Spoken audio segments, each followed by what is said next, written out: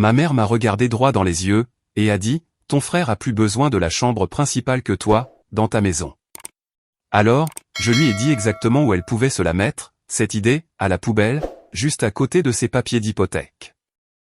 Moi, 29 ans, j'ai acheté ma maison il y a 2 ans, après m'être tué à la tâche, pour économiser chaque centime.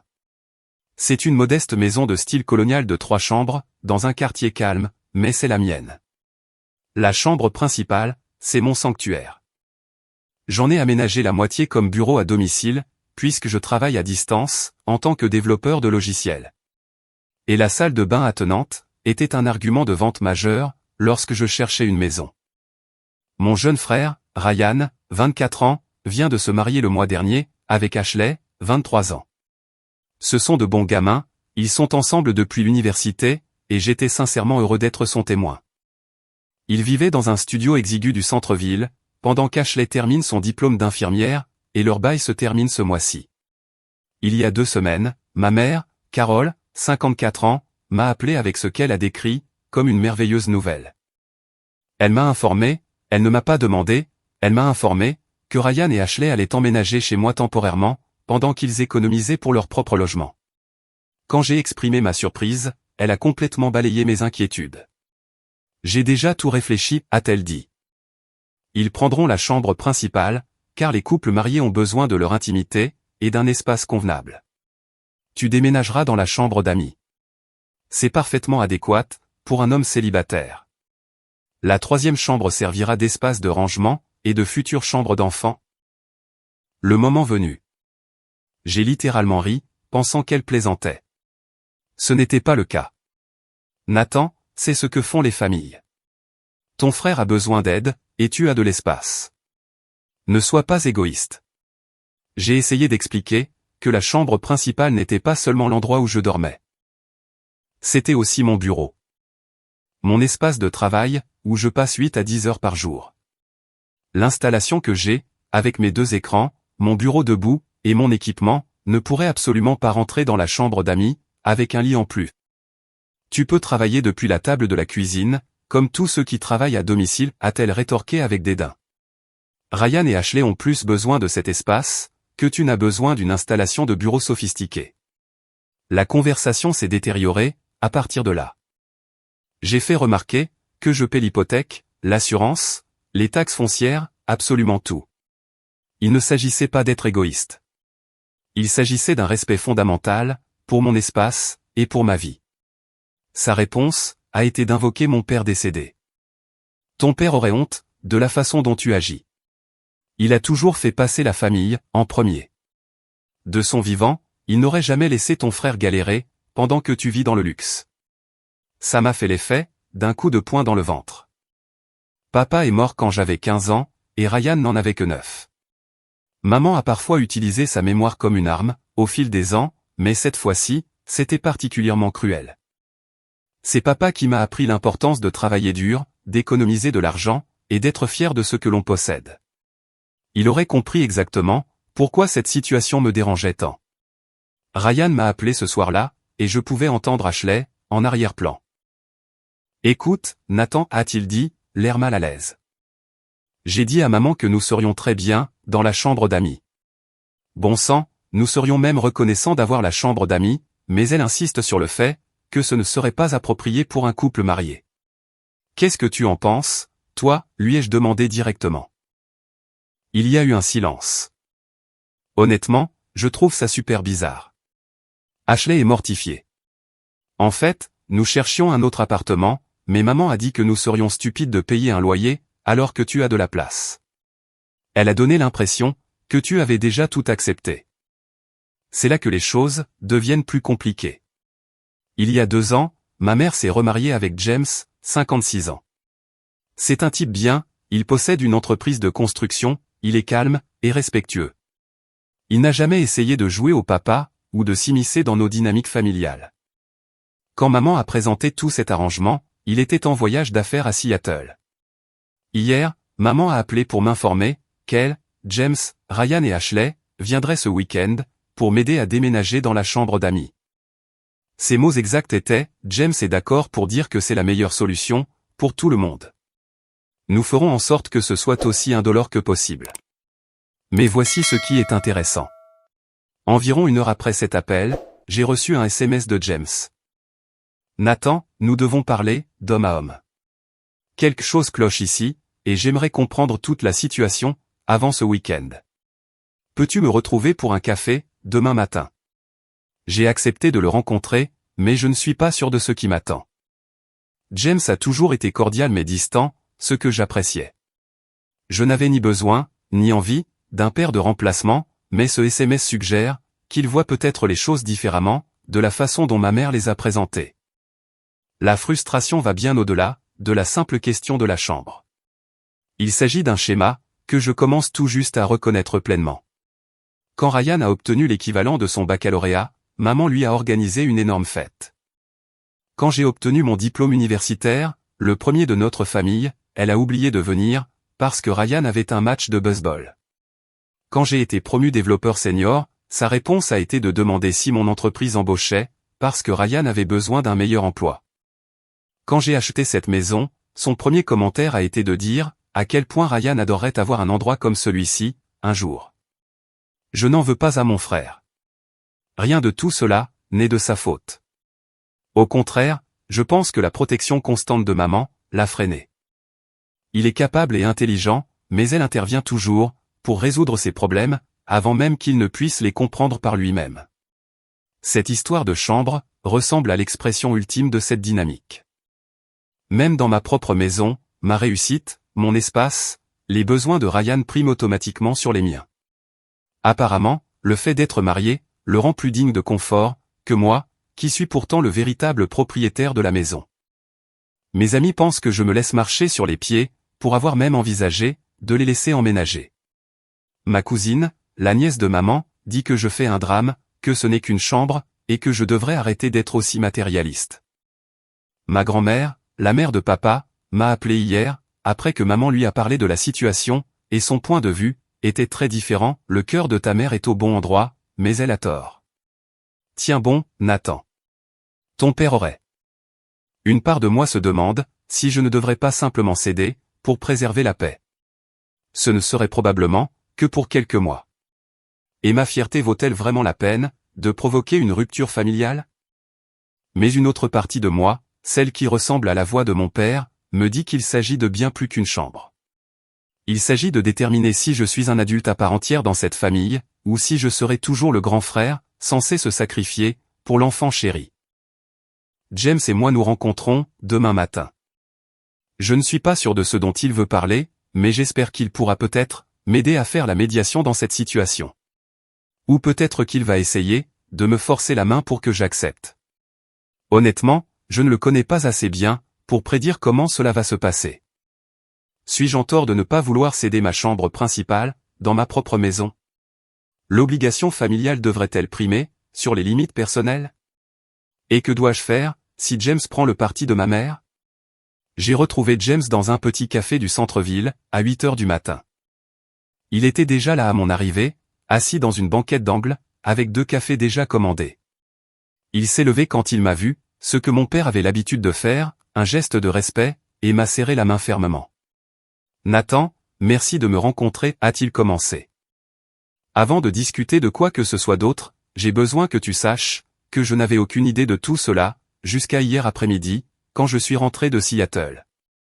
Ta mère m'a dit que nous allions t'aider à bouger quelques meubles, ce week-end, mais quand j'ai demandé des détails, l'histoire ne tenait pas debout.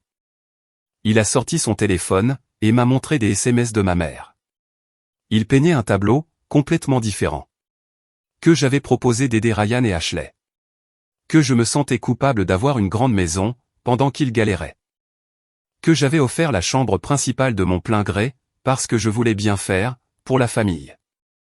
Écoute, a dit James, en s'adossant à sa chaise, je ne te connais que depuis 2 ans, mais tu ne m'as jamais donné l'impression d'être le genre de personne à jouer les martyrs. Tu es généreux, oui, mais tu n'es pas idiot. Alors, je te demande directement, que s'est-il réellement passé? Je lui ai tout raconté. L'appel téléphonique surprise, les exigences, et la culpabilisation à propos de mon père. James a écouté sans m'interrompre, hochant la tête de temps en temps, ou fronçant les sourcils. Quand j'ai terminé, il est resté silencieux, pendant un long moment. Ta mère a de bonnes intentions, a-t-il finalement dit. Mais elle a un point aveugle, quand il s'agit de Ryan. Je l'ai remarqué pendant notre première année de mariage, mais je ne pensais pas que c'était à moi, d'intervenir. Maintenant, je réalise que rester silencieux, était une erreur. Il m'a fait part de ses observations, comment maman interrompait le récit de mes réussites, pour parler du potentiel de Ryan. Comment elle trouvait des excuses pour les erreurs de Ryan, tout en m'imposant des standards impossibles. Et comment elle présentait toujours les choses, comme si j'avais des avantages que Ryan n'avait pas, malgré le fait que je n'ai que 5 ans de plus que lui. Quand elle m'a parlé de cette situation avec la chambre, a poursuivi James, elle a fait comme si tout était arrangé. Tout le monde était content. Mais hier soir, j'ai parlé à Ryan, séparément. Le gamin est extrêmement embarrassé. Il n'a jamais demandé la chambre principale, il n'en veut pas. Et il a l'impression que ta mère le traite comme un enfant. Cela m'a surpris. Ryan t'a dit ça? Plus ou moins. Il a dit, et je cite, « James, j'ai 24 ans, je suis marié, et j'ai un travail. Je n'ai pas besoin que ma mère mène des batailles, que je ne lui ai pas demandé de mener. » Ashley, apparemment, voulait prendre un autre appartement. Spécifiquement pour éviter cette situation. Mais ta mère les a fait culpabiliser, sur le fait de gaspiller de l'argent. James a commandé notre petit déjeuner, puis a continué, « Nathan, je vais te dire quelque chose. J'ai grandi avec 3 frères. Mon beau-père traitait ses fils biologiques comme des princes.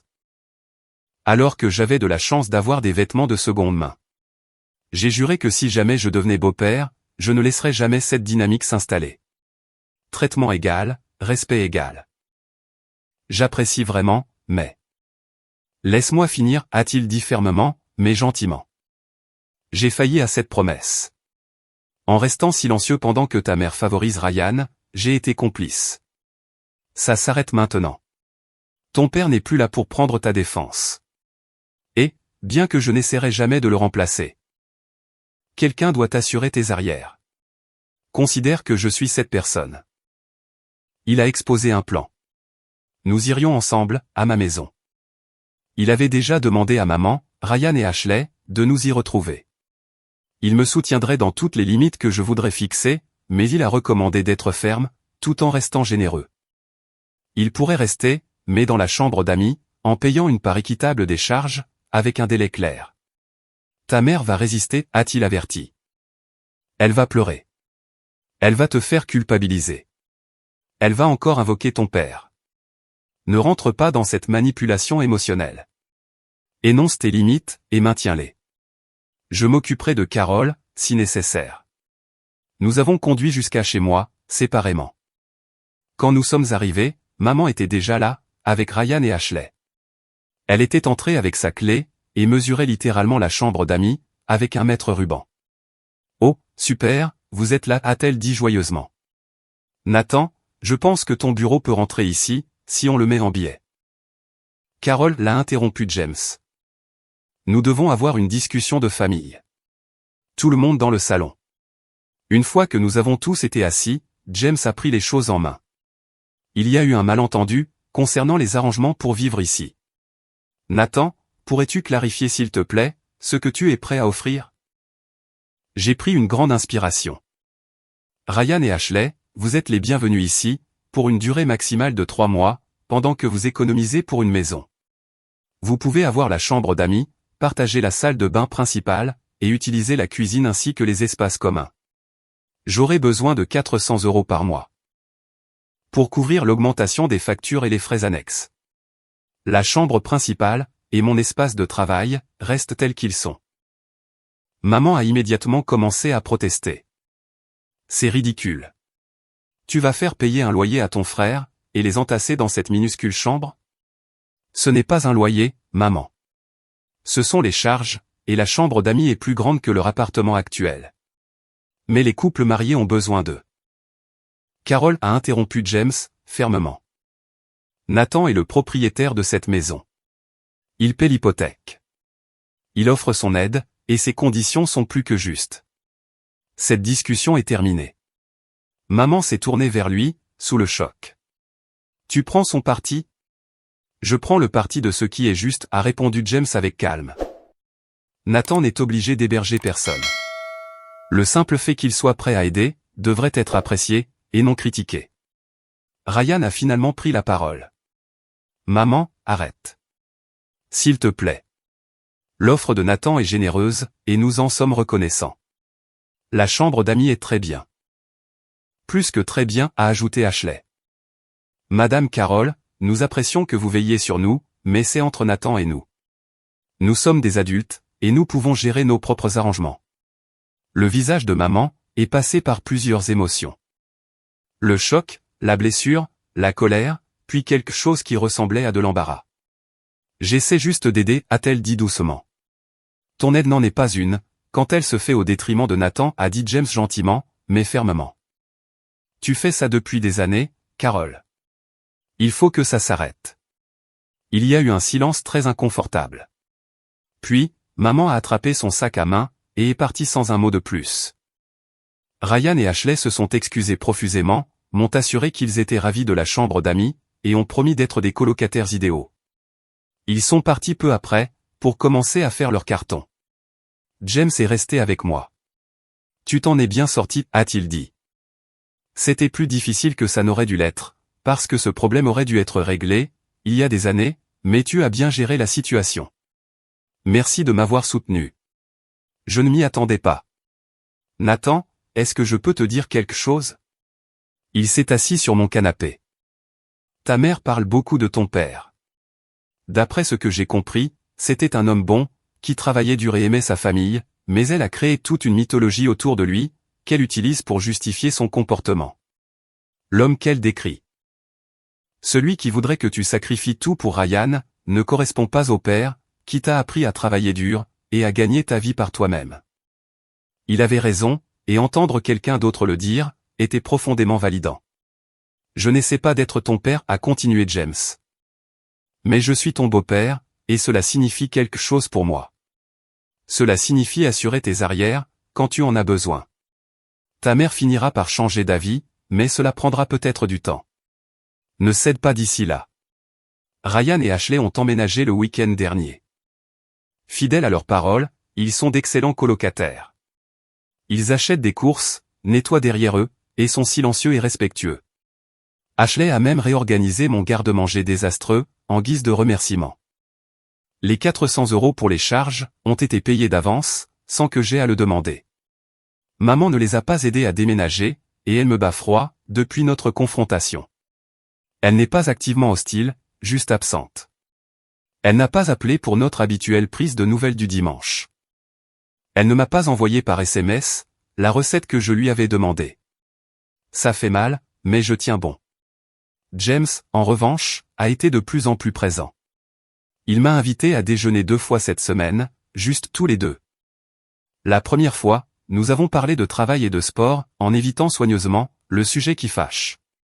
La deuxième fois, il l'a abordé de lui-même. Ta mère a du mal, a-t-il dit simplement. Elle est en train de réaliser que sa façon de montrer son amour à Ryan a en fait été néfaste, pour vous deux.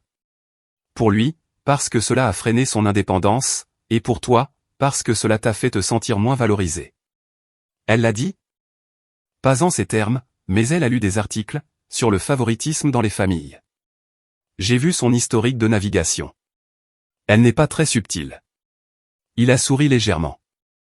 Elle a aussi regardé des albums photos de quand vous étiez jeune. Je pense qu'elle a vu des schémas qu'elle ne voulait pas voir auparavant. Il m'a ensuite raconté quelque chose qui expliquait beaucoup de choses. Savais-tu qu'après la mort de ton père, ta mère a suivi une thérapie pendant environ 6 mois? Le thérapeute lui a dit que Ryan pourrait avoir plus de mal à faire face à la perte, parce qu'il était si jeune, et qu'elle devait accorder une attention particulière à ses besoins émotionnels. Je pense qu'elle a pris ce conseil, et qu'elle est allée beaucoup trop loin avec, transformant le fait de prêter attention en prioriser au-dessus de tout le reste. C'était nouveau pour moi. Maman n'avait jamais mentionné de thérapie. Elle m'a aussi dit, a poursuivi James, que tu t'es tellement investi après la mort de ton père, que tu as pris des responsabilités, aidé avec Ryan, et que tu ne t'es jamais plaint. Elle a dit qu'elle s'était beaucoup appuyée sur toi. Peut-être trop lourdement pour un jeune de 15 ans. Je pense qu'une partie de son favoritisme envers Ryan découle de la culpabilité qu'elle ressent face à cette parentification. Cela m'a frappé avec une force inattendue. Je me suis souvenu de ces années, à préparer les déjeuners de Ryan pour l'école, à l'aider avec ses devoirs, à assister à ses matchs de baseball de la petite ligue, quand maman devait travailler tard. Je pensais que j'étais simplement un bon frère.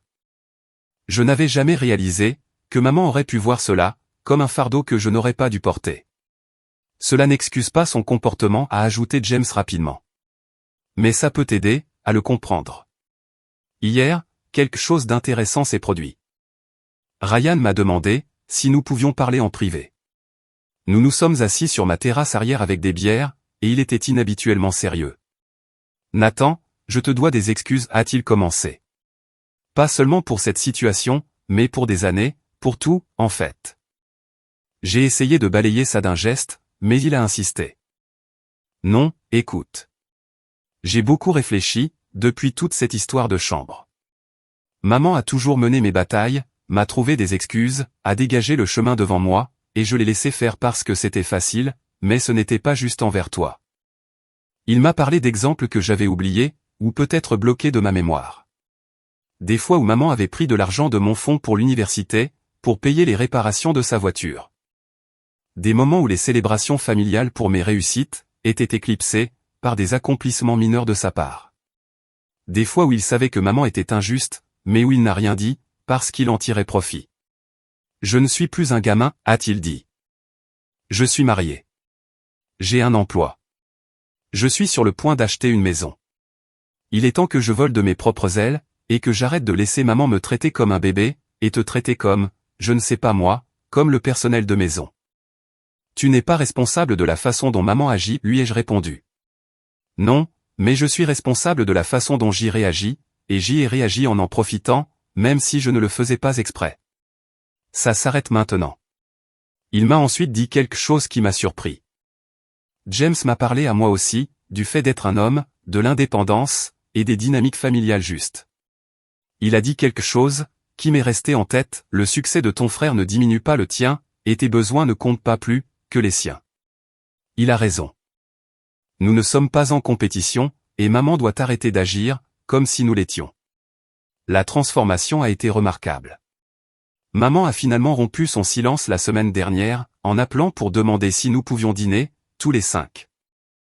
James m'a dit plus tard qu'elle avait recommencé à consulter un thérapeute pour s'attaquer spécifiquement à ses schémas parentaux et au processus de deuil. Le dîner a eu lieu chez moi. Maman a apporté le dessert, mon préféré, et non celui de Ryan, ce qui peut sembler anodin, mais qui avait une grande importance. Après avoir mangé, elle a demandé si nous pouvions parler. Je vous dois des excuses, à tous les deux, a-t-elle commencé, regardant Ryan et moi, mais particulièrement moi. J'ai été injuste envers toi pendant des années, Nathan, et j'ai masqué cela, comme de l'amour pour ton frère. Elle a parlé de la mort de papa, de ses craintes que Ryan ne grandisse perturbé sans père, et de la façon dont je semblais si fort et capable, qu'elle en oubliait que je faisais aussi mon deuil.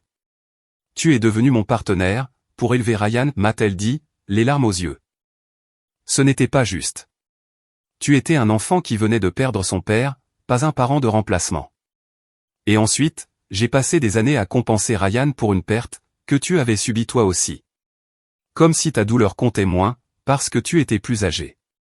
Ryan a pris la parole. Maman, tu dois arrêter de me protéger. Ça m'a en fait rendu la vie plus difficile. Je n'ai jamais appris à résoudre mes propres problèmes, parce que tu es toujours intervenu. Nathan a dû tout comprendre, par lui-même. Et regarde où il en est. Il a réussi, il est indépendant. Il est propriétaire. Je commence tout juste à apprendre des compétences qu'il maîtrisait il y a des années, parce qu'il n'avait pas le choix. Maman a acquiescé, en essuyant ses larmes. Cette histoire de chambre. Mon Dieu, je suis mortifié. Exiger que tu cèdes ta chambre, dans ta propre maison. À quoi pensais-je? Tu pensais ce que tu as toujours pensé, lui ai-je dit doucement. Que les besoins de Ryan passent en premier. Ce schéma est installé depuis si longtemps, que tu ne l'as même pas remis en question. James a ajouté, Carole, tu es une mère merveilleuse, qui aime ses fils. Mais l'amour, ce n'est pas seulement tout donner à l'un, tout en s'attendant à ce que l'autre se sacrifie.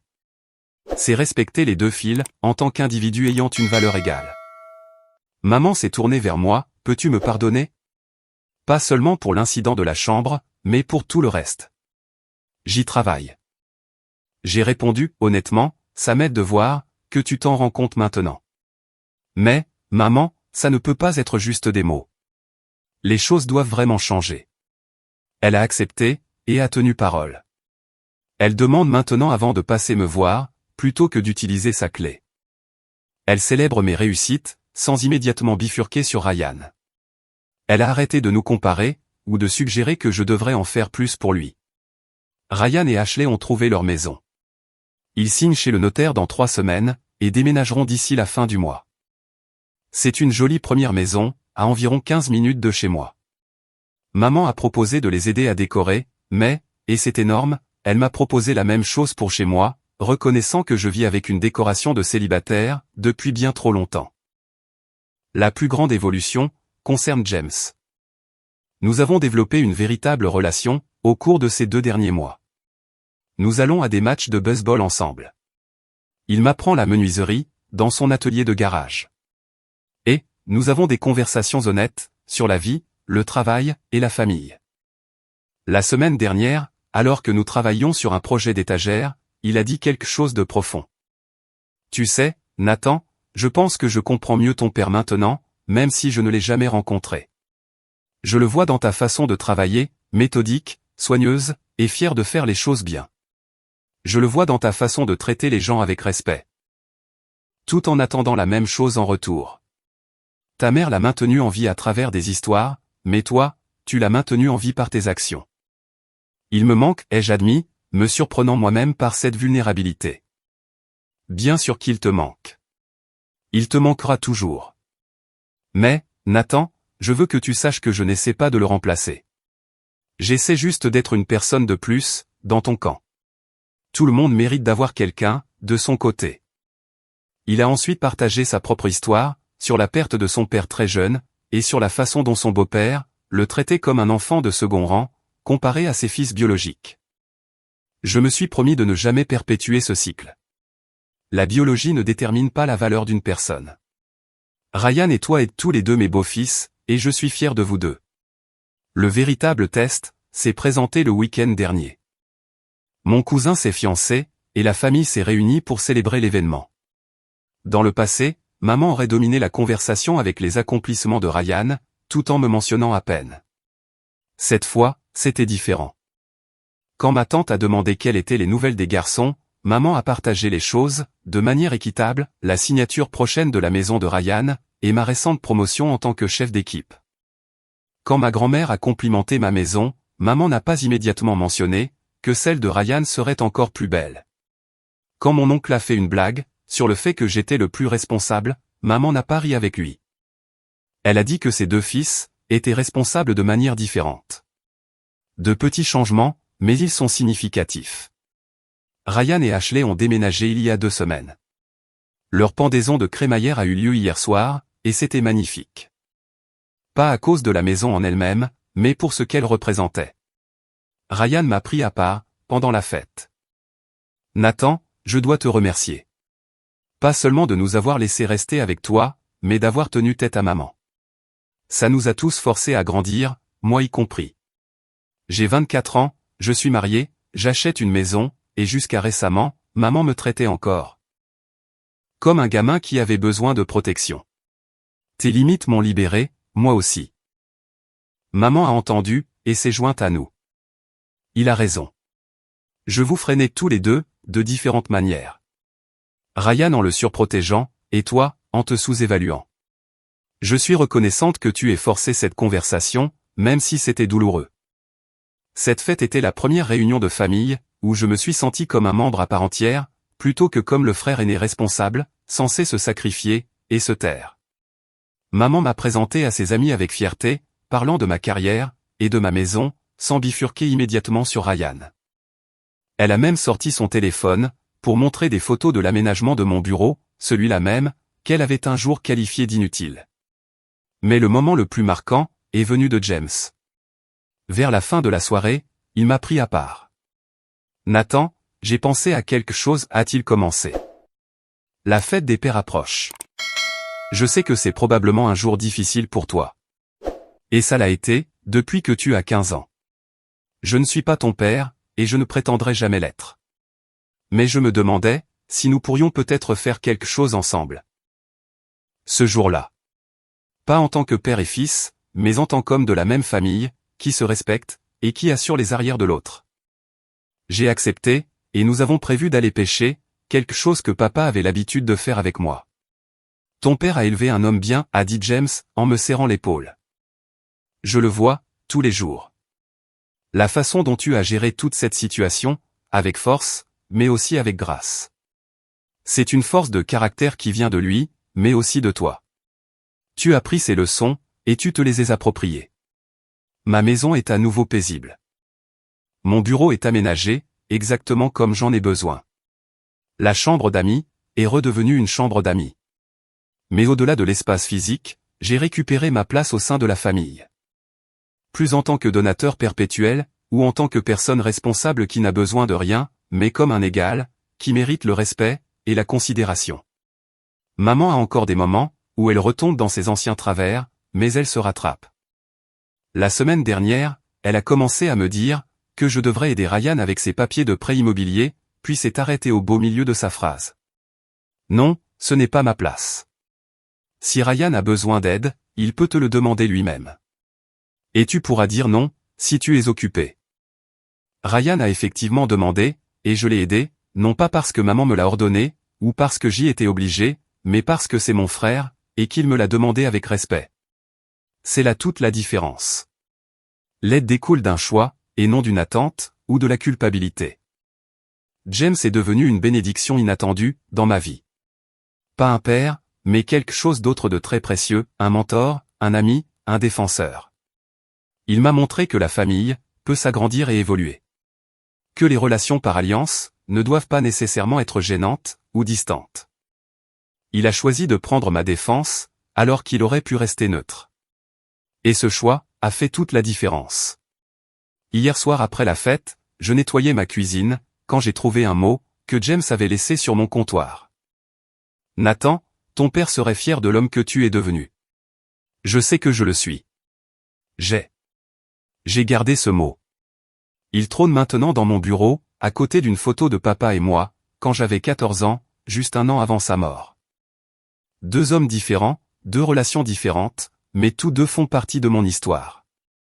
La crise de la chambre principale, aussi dramatique qu'elle ait pu paraître sur le moment, a en fait été un cadeau.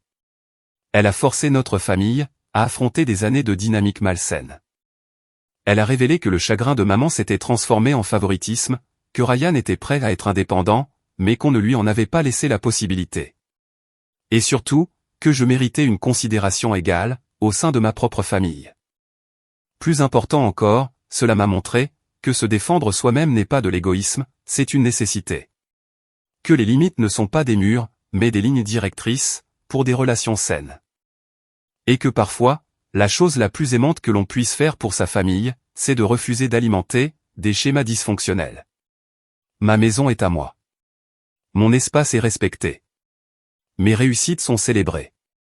Mes besoins ont de l'importance. Ce ne devrait pas être des concepts révolutionnaires, mais pour moi, ils l'étaient. Et il aura fallu le courage d'un beau-père, pour m'aider à voir, que je ne méritais rien de moins. La famille est de la famille. Maman avait raison sur ce point. Mais la véritable entraide, ne signifie pas qu'une personne doit toujours se sacrifier pour une autre. Elle implique un respect mutuel, de la reconnaissance, et un soutien qui circule dans tous les sens. C'est la famille, que nous construisons maintenant. Et malgré le chemin semé d'embûches pour y arriver, je suis reconnaissant d'être là où nous en sommes. La chambre principale reste la mienne, mais j'ai gagné quelque chose de bien plus précieux. Une famille qui me voit, qui me respecte, et qui me valorise en tant qu'égal. Et un beau-père, qui, au moment où c'était le plus important, s'est levé et a dit, c'est mal, et je ne laisserai pas cela continuer. Parfois, les meilleures familles, sont celles qui grandissent à travers les conflits, qui apprennent de leurs erreurs, et qui choisissent de faire mieux. Nous ne sommes pas parfaits, mais nous essayons.